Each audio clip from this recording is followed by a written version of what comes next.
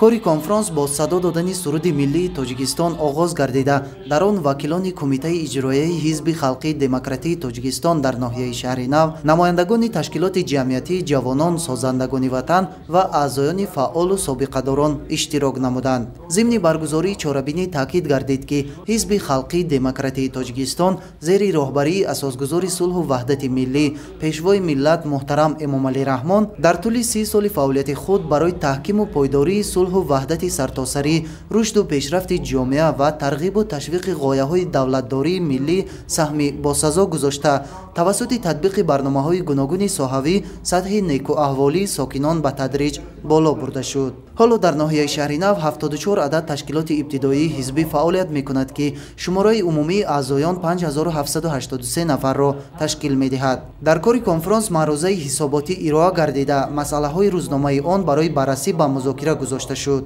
سپس مذاکراتچیان به سخن برآمده فعالیت کمیته اجرایی حزب خلقی دموکراتی تاجیکستان در ناحیه شهر نو را در دوره حساباتی قناعت بخش ارزیابی نموده، جهت باز هم تقویت بخشیدن فعالیت آن تکلیف و پیشنهادها کردند. در انجام چهاربینی با 5 نفر اعضای نوی حزب شهادتنامه حزبی در وضعیت تنتنوی تقدیم گردیده، همزمان جهت فعالیت با ثمر و تطبیق سیاست دولتی یک قطار اعضایان فعال و سابقه‌داران با سپاسنامه‌های کمیته اجرایی مرکزی حزب خلقی دموکراتی تاجیکستان قدردانی کرده شدند.